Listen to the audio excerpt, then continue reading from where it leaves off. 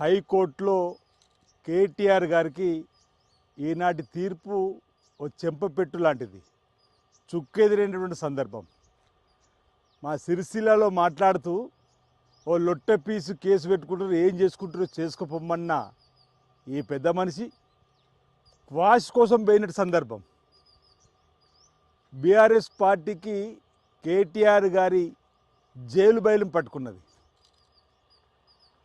రాజకీయ కక్ష సాధింపు ధోరణి చేస్తున్నారని చెప్పనే మాట్లాడుతున్నారు.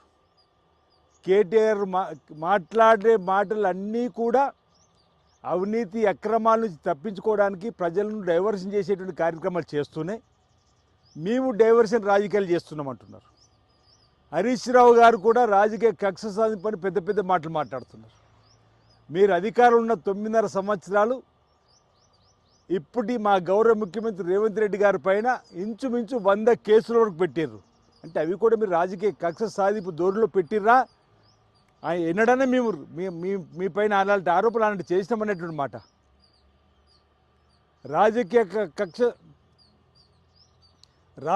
కక్ష సాధింపు చేసింది మీరు.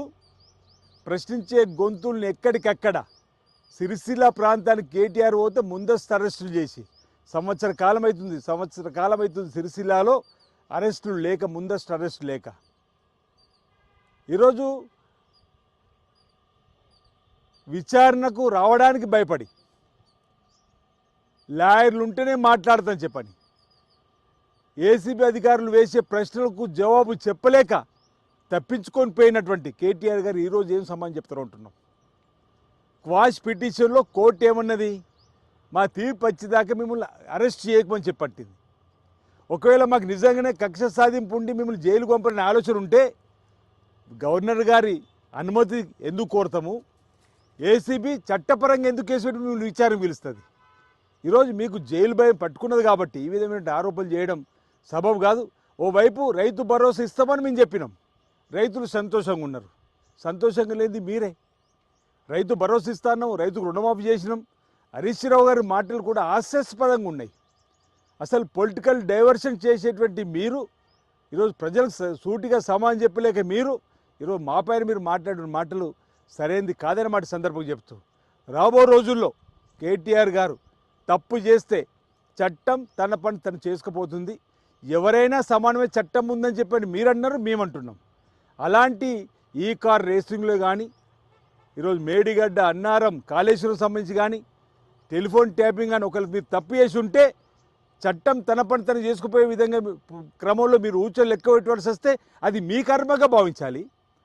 వ్యక్తిగతంగా మీరు చేసిన తప్పులన్నీ తెలంగాణ సమాజానికి అంటికట్టే విధంగా ఒకవేళ నన్ను అరెస్ట్ చేస్తే గోల చేయాలని చెప్పండి, ప్రజా ఆస్తులు ధ్వంసం చేయాలని, బస్సులు దగ్ధం చేయాలని చెప్పని మొన్న సిరిసిల్లలు కూడా ప్రెస్ మీట్ పెట్టే కంటే ముందు నేను మీరు పెట్టిన బీఆర్ఎస్ భవన్ కూడా కబ్జా గురైందని చెప్పన్నా.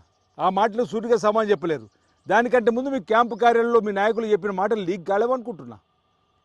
ఈరోజు నేను తెలంగాణ సమాజానికి కూడా మా కార్యకర్తలకు ఇప్పుడే పిలుపునివ్వడం జరిగింది. తప్పు చేసిన వారు చట్టం తన పని తనకు తీసుకుపోయే విధంగా ఆయన ఊచలు లెక్క పెట్టాల్సిన పరిస్థితి ఏర్పడితే అది ఆయన కర్మగా భావించాలి. ఆయన పరిపాలన చేసిన అవినీతి అక్రమాలకు సందర్భంగా చూడాలి తప్ప మరొకటి కాదని మాట ఈ సందర్భంగా చెప్తూ ఈరోజు మేము ఎలాంటి రాజకీయ కక్ష సాధింపు ధోరణిమాలో లేదంటున్నాం.